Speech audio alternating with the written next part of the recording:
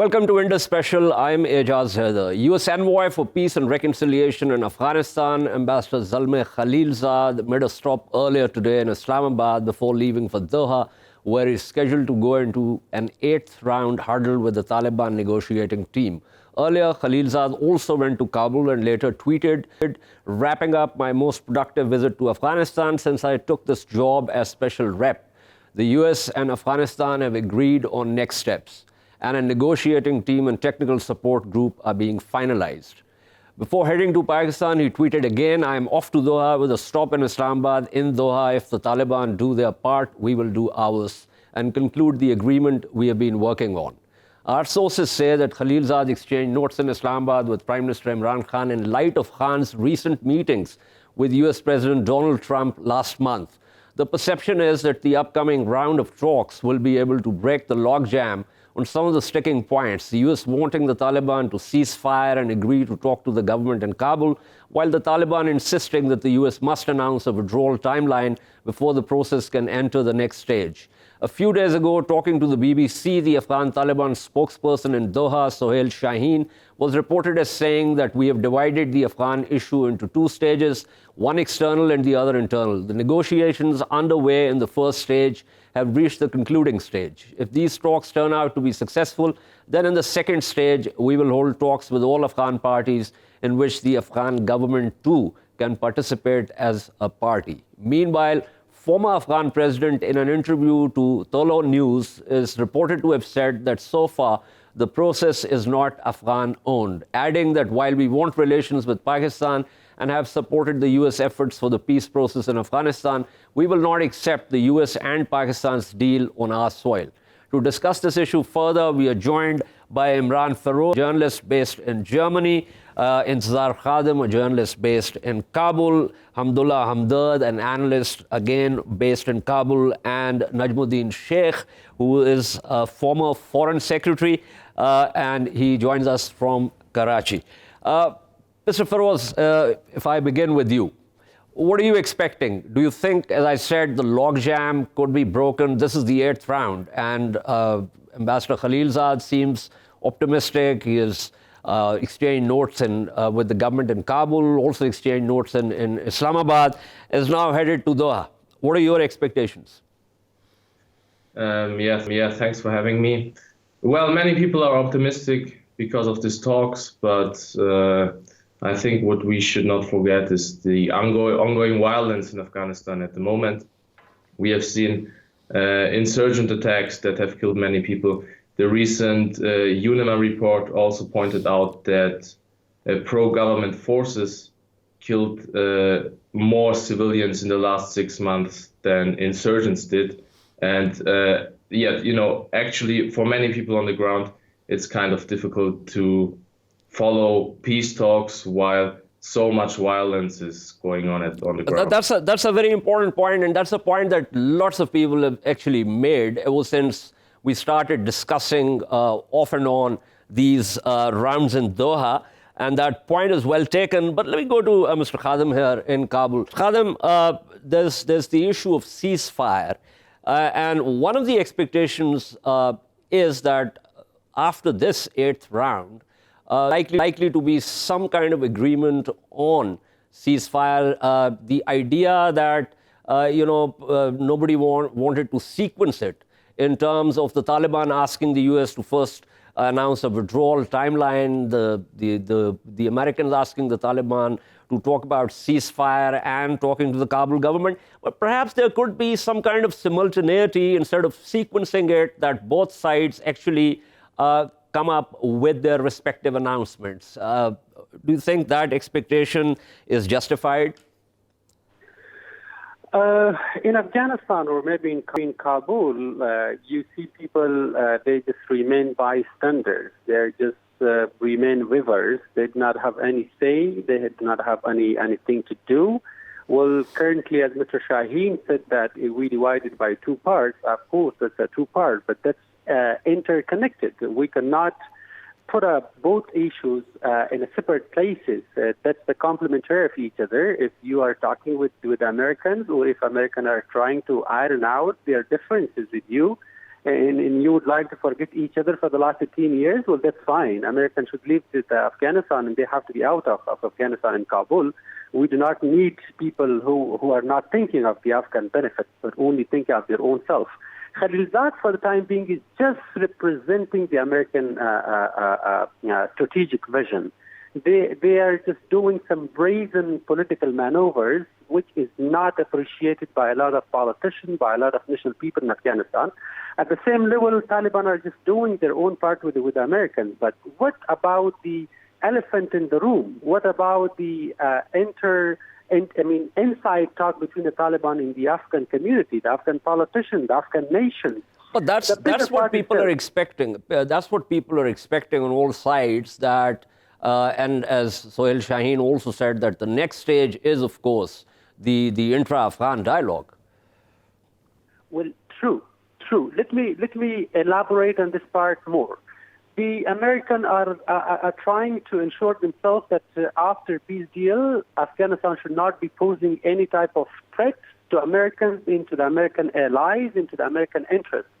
What the hell that means really in the peace deal?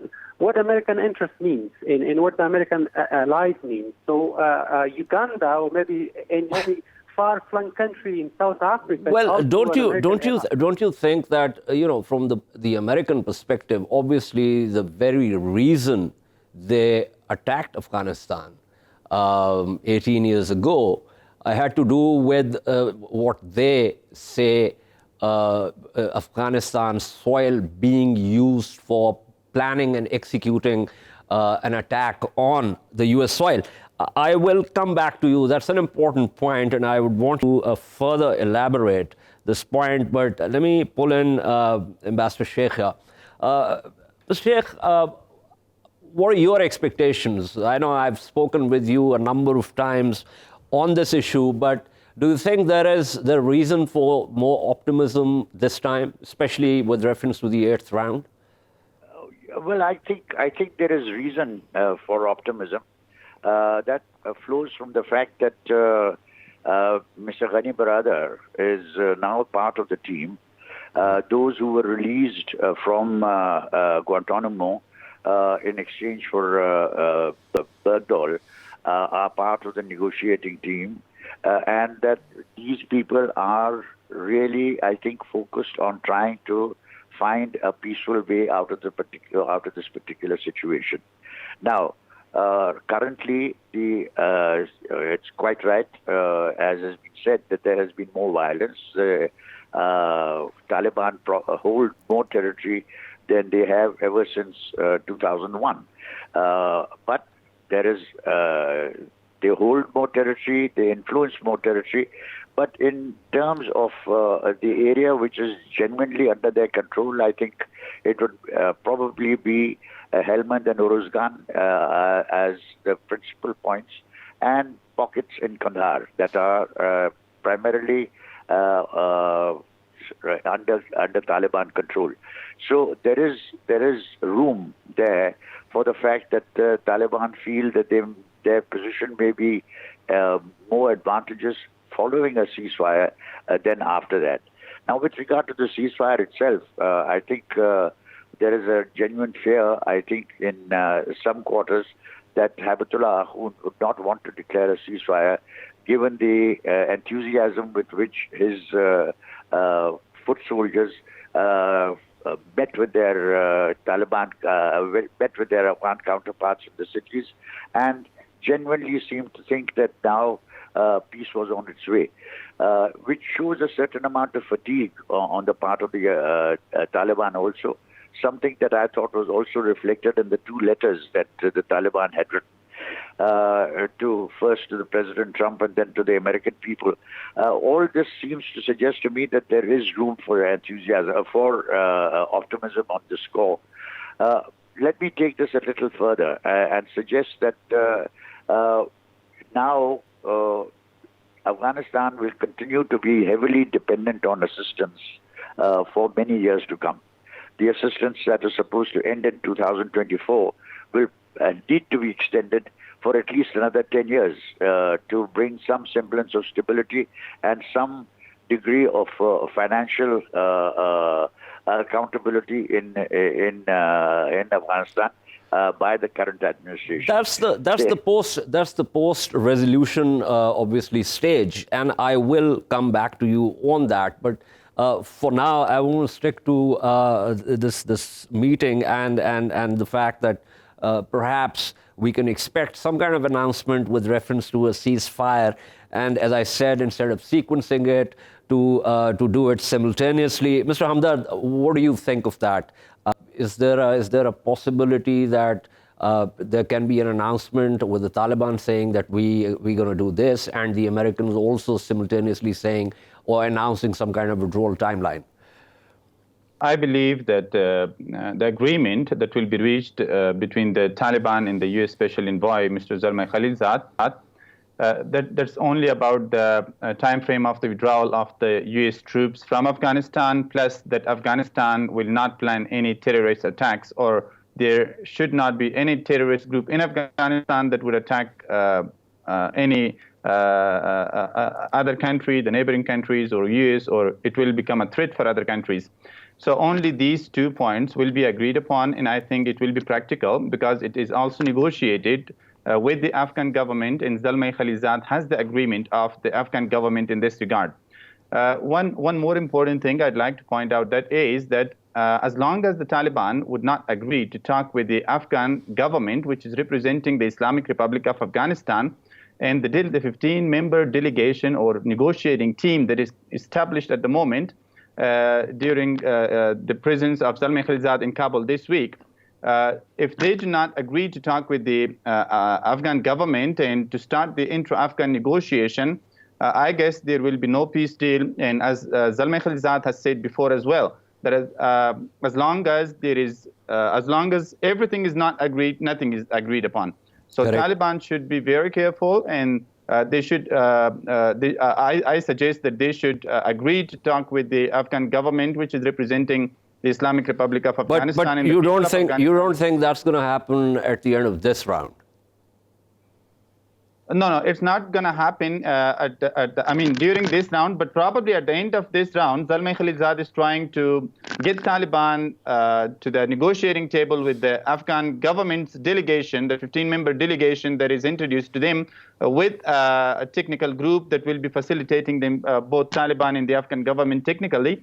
So I believe that Taliban this time, with pressure from Pakistan, of course, why Zalmay Khalilzad is visiting Pakistan has a point as well. Zalmay Khalilzad is there today because he thinks that Pakistan can pressurize Taliban negotiating team to agree to talk to the Afghan government and start the intra-Afghan dialogue. Plus, the important thing that will be to talk on the permanent ceasefire, which can pave the ground for the peace deal between the Taliban and the Afghan government. Okay, taking this further from what you say, Emran Feroz, a couple of things. One, any insurgency essentially relies on the fact that if it doesn't win, at least it doesn't let the other side win. And I think one of the reasons the US is talking to the Taliban is precisely because the US has not been able to defeat them on the ground. So the issue of violence is kind of intrinsically linked with the Taliban strategy at this point. The other thing is that, as Mr. Hamdard said, the role of Pakistan. The Pakistani Prime Minister was in Washington, and he, both at the White House as well as at the USIP discussion, he talked about meeting with the Taliban. He said they had asked him to meet with them, which he did not do because Kabul did not approve of it. But now that he has met with President Ghani and also with President Trump, he's likely to get them to meet with him, and he will personally weigh in on this issue of ceasefire and talking to the Kabul government. So you think that this particular meeting is going to prepare ground for that meeting between Prime Minister Imran Khan and the Taliban, and the next stage that Suhail Shaheen talked about?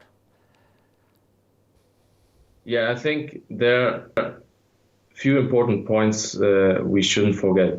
First of all, as you and the other people involved in this program already mentioned, is that the intra-Afghan dialogue is very important and it needs to be pushed. And in this context, we should focus on a thing ex-President Hamid Karzai said today in the interview with Tolo News in his speech. He said that there is also a possibility that the Americans sign a contract or a deal with the Taliban and another one with the Afghan government. So we have two deals, which doesn't make much sense because the Afghan people have to stand united together. And for that reason, we have to push the intra-Afghan dialogue. And at the other side, what is largely ignored is the fact that there is a huge, or let's say at least a big difference between the political delegation of the Taliban in Doha and the Taliban commanders, the Taliban leaders on the ground. I have talked with many people in Doha because I was also there last April when the first intra-Afghan dialogue did not take place. And what I also noticed is that the commanders on the ground, the Taliban commanders on the ground, they want to see something happen in Doha. They are like, you're talking so much, so when do we see the result? And last but not least, if you're not successful with your talks, we don't care about it because we win. We're going to win this war. And as you said, there is, of course, this problem on the ground that the Americans also noticed that, and many military officials, U.S. military officials also said that it is quite impossible for them to conquer rural Afghanistan. Absolutely. That's interesting. Mr. Khadim, do you think that what Mr. Feroz is saying in terms of the intra-Afghan dialogue, because the U.S. has also said this and Pakistan has been saying this for a very long time, that at the end of the day, it has to be Afghan-led and Afghan-owned process, because while the outside powers, regional or international powers like the United States, can get the Afghans to the table, it's for the Afghans to decide how they want to take it up from there. Again, the international community and the regional powers, they are just a catalyzer. They are giving a momentum and support to the entire process. They just legitimize what is going on in the country, and that assure all the parties to get together, especially for the intra-Afghan dialogue. But the Afghan dialogue, intra-Afghan dialogue, should be defined well. It should not be a government-led process only. It should not be a one-man army, which is only under the control of the government, but it should be more a nation-led process where the political parties, the civil society, the women representatives, the youth group should be representing all this. If again the 15 members... Two such meetings have already taken place. I mean, not really formal talks, but in a conference kind of environment in Moscow also and recently in Doha also. That's not. That's the dialogue. That's just a setting for understanding. That's a setting only getting the perception. No, I agree. Which is why I said it wasn't talks or negotiations it's more like in a conference kind of environment. But it has happened. So the ice is already broken. Yes, the ice is already broken, and that's a dialogue for the next round, which is a negotiation, where the team of negotiators with power should be sitting with each other, and they will be confronting logics with each other, and finally the person on the side of good logic will be winning the negotiation. So what I mean that the 15-member negotiation team, which is already underway, and the government is planning to introduce them back to the negotiation, it has to be representative of the entire country. The big politicians... How is that going to work? I mean, what will be the composition of this kind of thing? Would it be some kind of jirga? Who all will be part of that? Because it's going to be a huge sort of representation. The last Doha, the other Doha conference which happened just months ago, 300 members from Afghanistan and from all walks of life in Afghanistan just introduced to go to Doha, and that was like a big wedding in Doha. That's why it cancelled. This time I'm not asserting that the 85 political parties, all of them should have a representative there. Or maybe, for example, 2,000 civil society organizations, all of them will have representatives there. But what I'm saying is that, for example, President Ghani in his elite team of politicians should be discussing with, for example, with people like President Karzai or maybe the opposition leaders, some big mouth civil society activists, some women. And that would be two types. One will be the active informal negotiation team, and second will be a backup. A backup could be a larger number, but the negotiation should be only a limited number with skill, with intention, with commitment in underground knowledge from the negotiation and from turning war into peace. And that could be a realistic mechanism, what we have to think on it. But if we make it one-man army, it will not work. Okay. That's an interesting thought. Thank you. Let me quickly go back to Emran Feroz in Germany. Mr. Feroz, what do you think of what Mr. Khadim was saying in terms of the composition of the delegation? You mean the delegation who should participate in the intra-Afghan dialogue? Yes.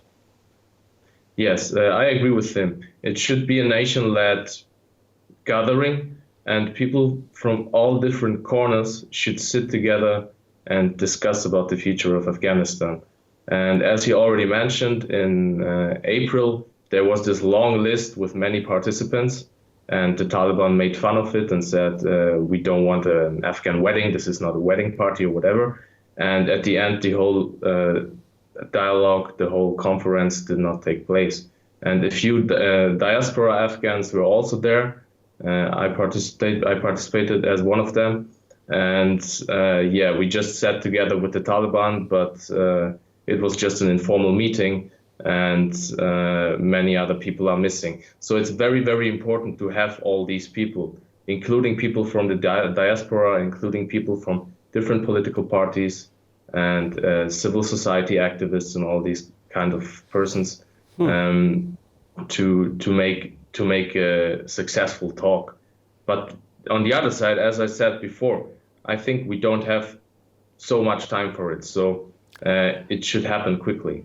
It should happen quickly. That's very interesting. Mr. Hamdard, same question to you, sir. The composition.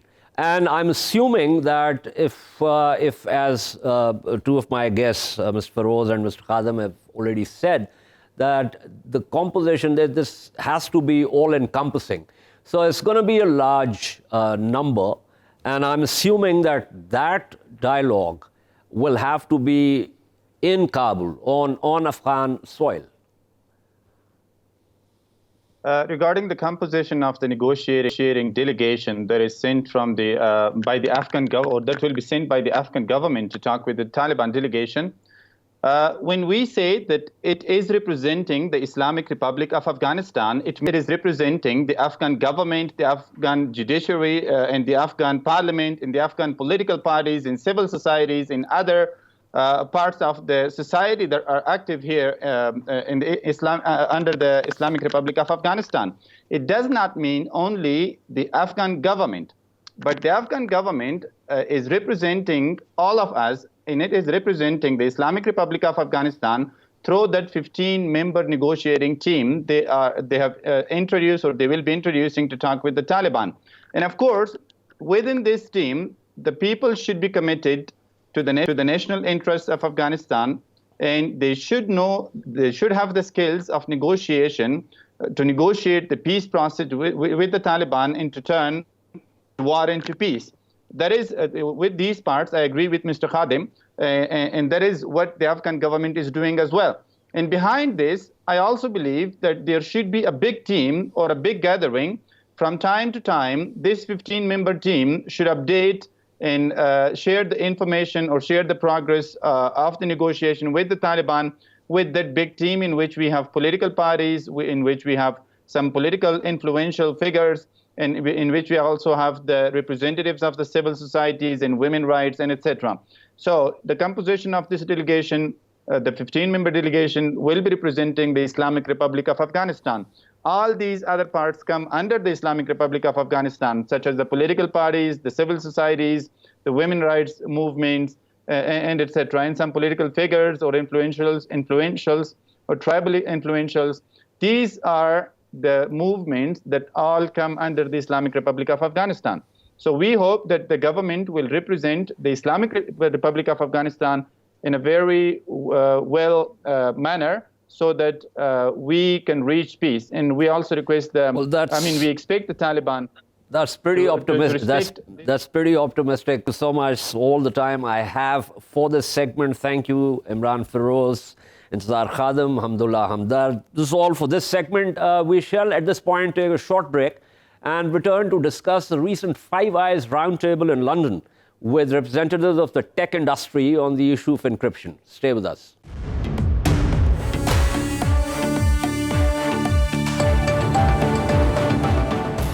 Welcome back to Indus Special. The US-led Five Eyes Intelligence Alliance, which includes the US, Britain, Canada, Australia, and New Zealand, is unhappy with encrypted apps and systems. The 5 countries argue the tech firms must allow law enforcement agencies access to encrypted material, warning that failing to do so put people at risk. We are concerned where companies deliberately design their systems in a way that precludes any form of access to content, even in cases of the most serious crimes, the group said in a statement following the conference. The issue has been hanging fire, and many companies already provide backdoors to intelligence and law enforcement agencies, but they want more. As the statement said, tech companies should include mechanisms in the design of their encrypted products and services whereby governments acting with appropriate legal authority can obtain access to data in a readable and usable format. For their part, tech firms have warned that putting backdoors into their systems to allow the authorities access would weaken security and make them more vulnerable to attacks from criminals or foreign states. How can issues of rights and privacy be balanced with the need for what the states argue are collective security concerns? Is the tension even resolvable? With algorithms already intruding into our lives and big data collecting information on everything we do, is privacy even a relevant concern now?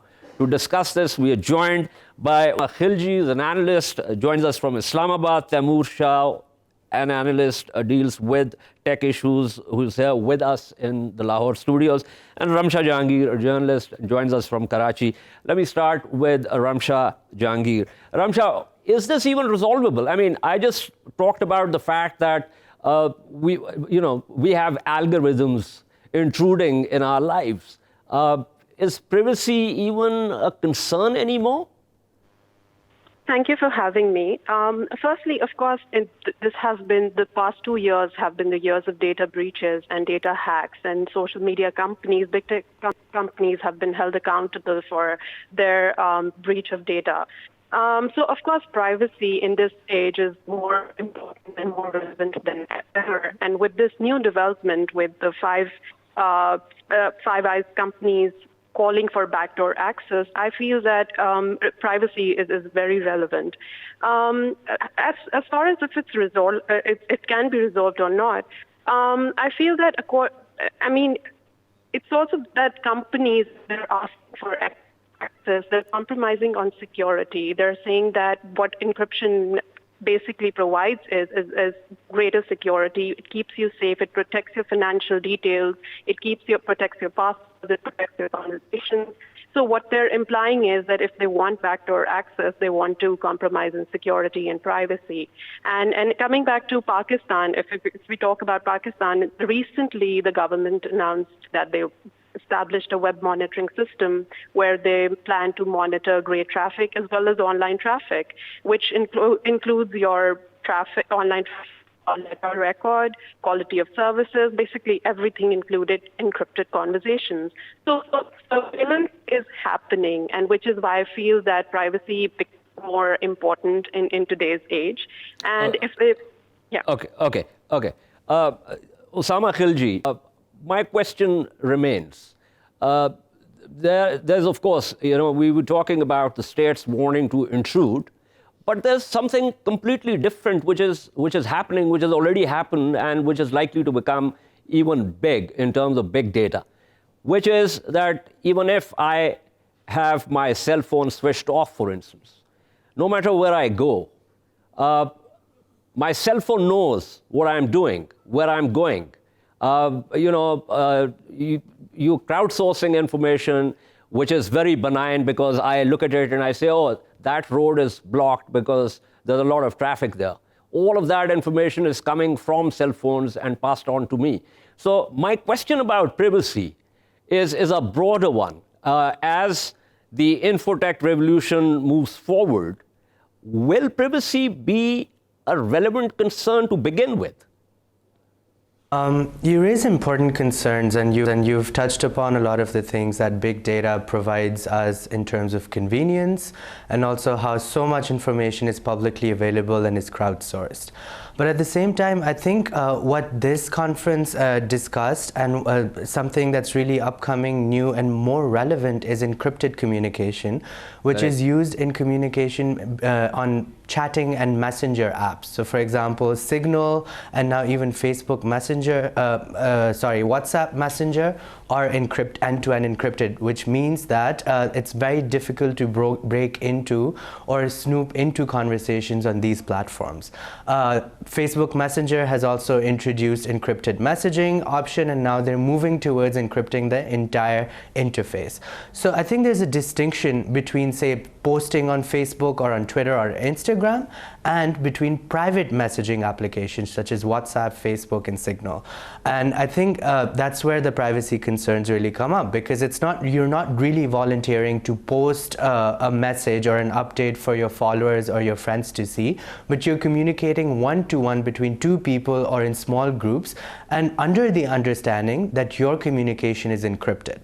But what this Five Eyes meeting tells us is that these 5 governments want to access that private encrypted messaging platforms and applications between people in order to surveil, carry out surveillance on these users. I think what's very important for us to remember is that 2 of these countries, which is the US and UK, have been involved, such as the NSA leaks and WikiLeaks tell us, have been involved in mass surveillance, not only of their own citizens, but of citizens in other countries as well. And the NSA leaks showed us that Pakistani citizens were the second most spied upon citizens by the NSA. First was citizens of Iran. So I think just the question of surveillance has to be broader about, okay, what do these countries really want? And after the NSA leaks, it's been 2 or 3 years, they really want to step back and push back on these companies saying, okay, there's this issue of security and we really want to get into private conversations of users. Okay, now that's a very important point that Usama is talking about. I was pitching it at a different level, but I think he's done right by sort of refocusing on what the Five Eyes are actually demanding. So Signal, I believe, is a Russian app. And so is Telegram, I think. There's another one, apart from WhatsApp. Yeah, there's Keybase. There's a few apps, right? But Signal is actually built by the founder of WhatsApp. So after he had sold it to WhatsApp, he went and built Signal, sort of to, I guess, atone for his mistakes in selling it to Facebook, which has a sort of a conflict of interest with this end-to-end encryption, right? So with end-to-end encryption, what we mean is even if you sort of hold a gun to the guy's head who controls the server, he can't tell you what the messages are about. And this is what they want to backdoor into. They want to figure out a way, okay, even you've built this in a way that even you can't see the content of the messages, but I want to be able to see what's in there, so sort of build a backdoor in there for me. So I believe some of the companies are already providing backdoors to intelligence agencies. Yeah, some of them are, but there's sort of different levels of encryption. There's encryption levels where the message between my phone and the server is encrypted, so no one can sort of snoop and read it while it's on the way. Then there's the kind where it's encrypted at rest, where even in the database, when I'm looking at the rows and columns, it's just junk. Like I can't read any of that. So this is something that there's a lot of tension between 2 things. One is that governments want to see what the content is. And the second is companies like Facebook, who are running WhatsApp, want to be able to use the content of the messages for analytics, for ads, or for any other products that they might want to use. So this is something where you've seen sort of some news come out with Facebook recently, where they're trying to figure out ways of how can I get metadata out of these messages while still keeping it end-to-end encrypted, but give me enough so that I can sort of monetize the content of these messages. Okay, so these companies are saying that if we were, in theory, if we were to provide backdoors, those backdoors could be exploited by anyone, foreign governments, hacker groups, anyone. Yeah, there's no safe backdoor option, right? And there's a few different ways that you can implement it. One way, which I think the German minister was pushing, was a way in which you could actually sort of, one is you send end-to-end encrypted through a normal channel, but then also on the phone you do some, on the actual device you do some analytics and send those messages back as well. So, and all of these are sort of new, it sort of increases the surface area for attacks on information. So all of it makes it more hackable, all of it makes it less secure. Okay. Usama Khilji, tell me that when that San Bernardino terrorist attack happened, I think the FBI wanted Apple to provide them access to their iPhones, which I believe Apple refused to do. Is that correct? I'm glad you brought this up. I was about to bring this up, and that really showed us that how these companies have this stance of not giving these information and maybe not even having that access in some levels to encrypted communication. But at the same time, we have to be aware of how technology works. So the way it works is you have an application, it's very, very secure, but then obviously you also have hackers always trying to break into that. And sometimes they're ethical hackers working with the company, trying to attack that code and trying to get into encrypted communication and try to gain access. So these companies have to constantly work on their security and make it better and better. And just recently we saw there was a attack on WhatsApp by an Israeli company through which a lot of information on WhatsApp communications was made vulnerable and they were able to see it. And after that, WhatsApp has obviously has had to take steps to make it more secure. So that just shows that with technology, it's a constant process of trying to make your technology as secure as possible, whereas there's attackers and hackers, including ethical hackers, who are trying to open up and trying to attack that technology.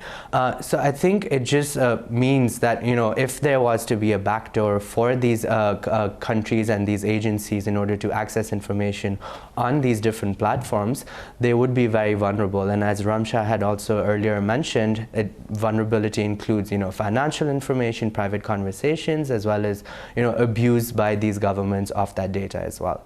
Okay, Ramsha, back to you. Now, obviously, on this roundtable that we're discussing in London, clearly the states are bringing a lot of pressure to bear on tech companies on the basis of the argument that this is all about collective security. I'm assuming that as technology marches forward, and of course, there are other security concerns, that this pressure is going to constantly mount. It's not going to peter out. So we're obviously looking at a situation where there's going to be a lot of friction. How do you think that friction could possibly be resolved, if at all? Okay, firstly, they're painting this as a trade-off between security and privacy, which it's not, because there is no trade-off. It's either less security or more security. Correct. And when you demand backdoor access, you're compromising on security because there's no such thing as strong encryption anymore. So they need to first settle that they're kind of that security and data, network, privacy, everything will be at risk. What they can do is introduce additional protections to ensure that access cannot be exploited for malicious or unauthorized activities. For instance, they need to, I believe that they should permit or design something that they can control and give social media companies the option to comply and not comply. They should not dictate that they, in all situations, in all circumstances, have to give access. So I think at the end of the day, the decision should be with social media companies. And that will also minimize government involvement. See, the issue is that intelligence agencies or states essentially want more and more information, because information is power. And on the basis of security, of course, states can legislate, through legislation, they can force the tech companies to give them access to applications with reference to private conversation and other data information. That's something where we actually saw that happen in Pakistan with the PECA thing. There was presumably a lot of debate, but we also know that the government was trying to push certain measures through, which they did. So it's a tricky situation. Oppressive governments will never back down on domestic surveillance. I mean, they will try and more new ways of getting about surveillance. But at the same time, the responsibility, like I said, lies with the social media companies who do not want to give away too much freedom to governments and authority to them. So they should not be dictated how cybercrime or privacy or data is investigated and accessed. So it's more a responsibility on them than governments, because there will be resistance. They will not get down. Okay, that was Ramsha Jahangir speaking with us. Taimur, this is a tricky situation in the sense that, and here I would want to go back to the point that I was earlier making in terms of the relevance of privacy. For instance, technically speaking, if you combine biotech with infotech, lots of people have talked about it at length now. There's increasing conversation around this.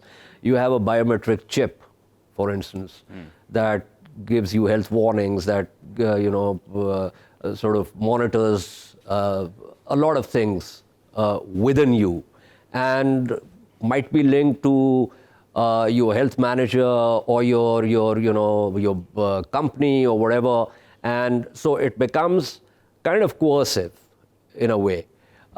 And that's the point where it's not just about private conversations that we're talking about.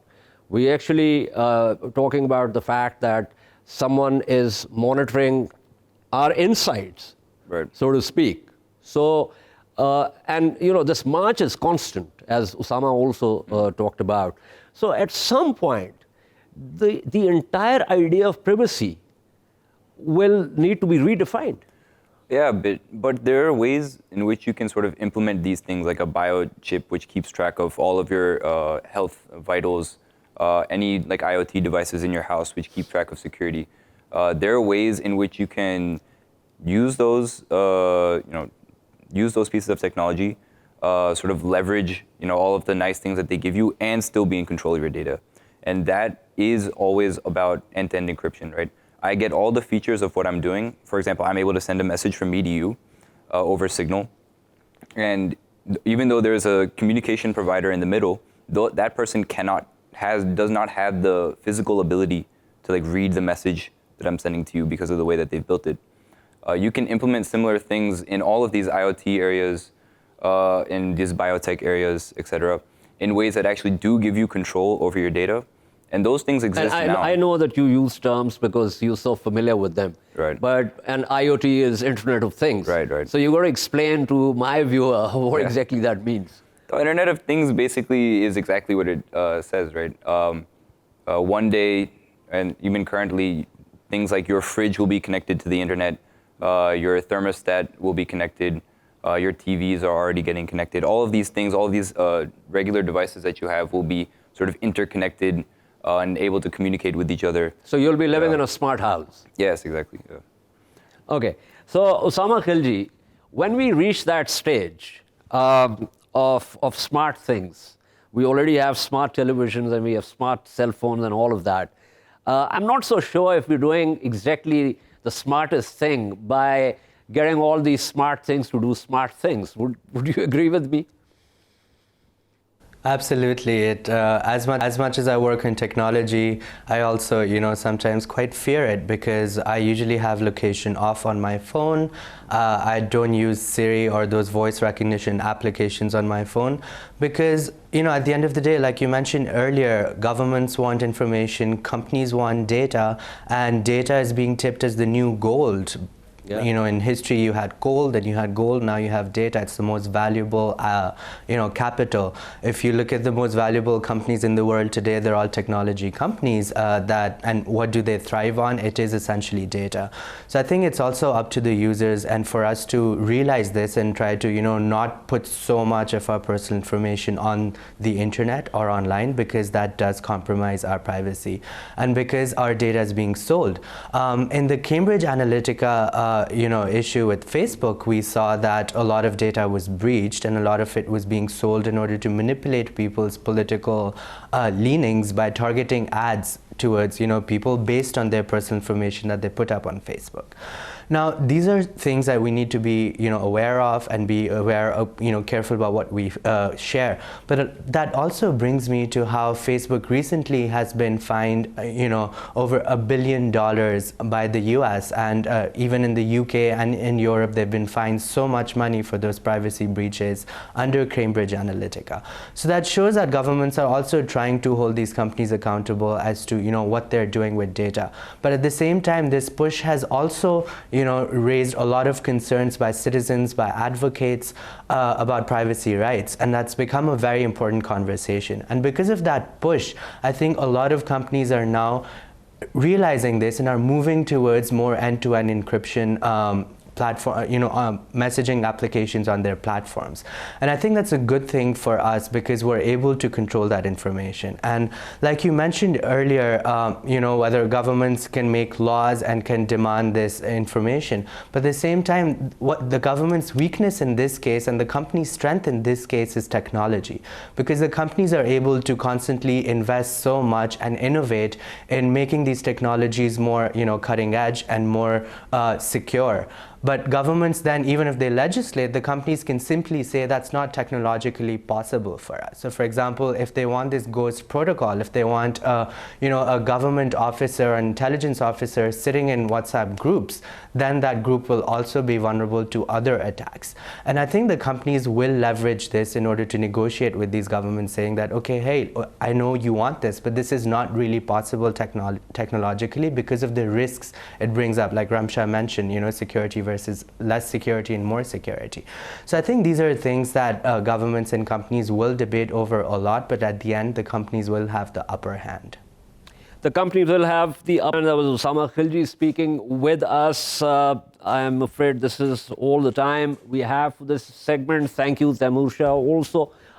We shall see you tomorrow. Until then, it's goodbye.